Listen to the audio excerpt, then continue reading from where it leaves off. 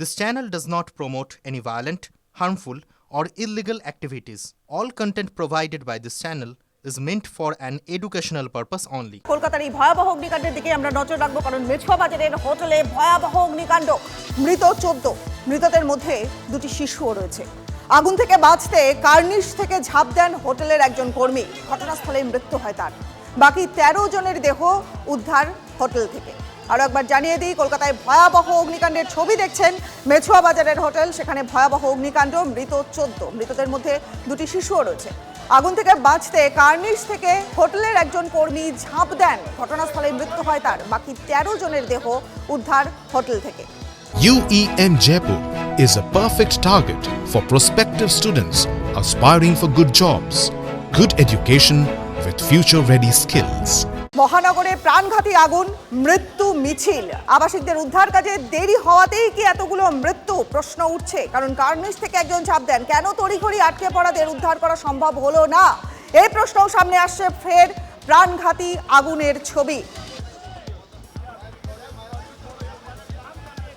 এইখানে কি fire instrument ছিল? না ছিল তো, সামনে দেখছেন তো রেডি আছে, কিন্তু কাজ করেনি কিছু, অচল। এর কি করে বুঝতে পারলেন যে অচল বা কাজ করেনি? কাজ যখন খোলা হলো দেখতে জল নেই, রিজার্ভারে জল নেই, কোনো কাজ, দমকল 1 ঘন্টা পড়েছে। মেছুয়া বাজারের হোটেলে অগ্নিকাণ্ডে বড়সড় প্রশ্ন উঠছে যে এতগুলো প্রাণহানি ঘটে গেল, দায় কার? এই প্রশ্ন সামনে আসছেই যে দায় কার? হোটেলে পর্যাপ্ত অগ্নি নির্বাপক ব্যবস্থা ছিল কি? অগ্নি নির্বাপক ব্যবস্থার ছবি দেখা যাচ্ছে, কিন্তু সেই অগ্নি নির্বাপক ব্যবস্থা সময়ে কাজ করেছিল কি? মৃত্যুপুরী মেছুয়া বাজার, বড় বিল্ডিং, হোটেল, হাসপাতালের বিকল্প রাস্তা থাকা জরুরি। আমাদের সহকর্মী সুশোভন এই মুহূর্তে রয়েছেন আমাদের সঙ্গে। সুশোভন, এই যে অগ্নি নির্বাপক ব্যবস্থার ছবি আজিজ দেখাচ্ছিল যে অগ্নি নির্বাপনগুলো রয়েছে, কিন্তু সেই ব্যবস্থাটা কি সময় মতন কাজ করেনি? প্রশ্ন তো উঠছে, কারণ এতগুলো মৃত্যু, দায় কার?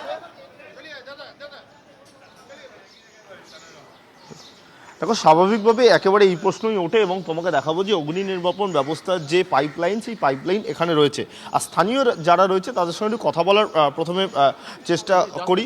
যে আচ্ছা, আপনাকে একটু জিজ্ঞাসা করব যে আপনি তো এখানে ব্যবসা করেন, থাকেন, এই হোটেলে কি মানে অগ্নি নির্বাপন ব্যবস্থা, যেগুলো আগুন লাগার সময় যে প্রিকশন নেওয়া হয়, সেই কি ব্যবস্থা ছিল?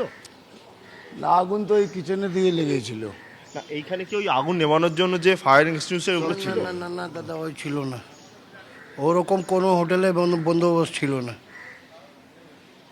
কি করে বুঝতে পারলেন যে ছিল না, বা কি করে জানলেন? তো ফায়ার ব্রিগেড বলছে কি জল নাই ওর মধ্যে, লাইন করা আছে, জল নাই। ও থাকতো তো অনেক লোক তো বাঁচা যেত। কি করে বুঝবো? কি দমকলওয়ালা বলছে, তো দমকল কর্মচারী বলছে ওর মধ্যে জল, ওকে তো খুললো তো নিচে, জল নাই তো। দমকলের তরফ থেকে নিয়ম আছে যে ওয়াটার রিজার্ভার এইরকম বহুতলে রাখতে হয়, আপনি বলছেন জল নেই। আমি বলছি না, দমকলওয়ালা বলছে জল নাই ওর মধ্যে। এখন তো সব পাইপলাইন পুরো খালি। যখন আগুন লেগেছিল তখন কি এটা ব্যবহার করার চেষ্টা করেছিল এখানকার যারা কর্মীরা বা হোটেল? হ্যাঁ করেছিল দাদা, দেখুন পাইপ লাগানো আছে ওর মধ্যে, হোটেলের পাইপ আছে ওইটা। তখন কি হলো যখন চেষ্টা করলো? জল নাই তো, চেষ্টা করলো, গাড়ি আসলে দমকল এসলো, ওর পরে আগুন ফাগুন বুঝালো, পাবলিককে বাঁচালো, যত বাঁচবার ছিল বেঁচেছে, যত যাবার ছিল চলে গেল। আপনি যে একটু এদিকে আসুন, আপনাকে একটু বোঝার চেষ্টা করি। এই যে পাইপটার কথা বলছেন, যে পাইপটাই ফেলা রয়েছে, এই পাইপটা দিয়ে কি চেষ্টা করেছিল? হ্যাঁ হ্যাঁ হ্যাঁ হ্যাঁ, ভিতরে লাইন করা। কি করেছিলেন আপনি একটু বলুন? খুলেছিল, জলই বেরোয়নি, ভেতর দিকে জলই বেরোয়নি, রিজার্ভ জল নাই ওর মধ্যে, রিজার্ভ জল নেই, জলই একেবারে নেই। সুশোভন, বুঝতে পারছি তুমি নজর রাখো। আপাতত অনেক ধন্যবাদ তোমায়।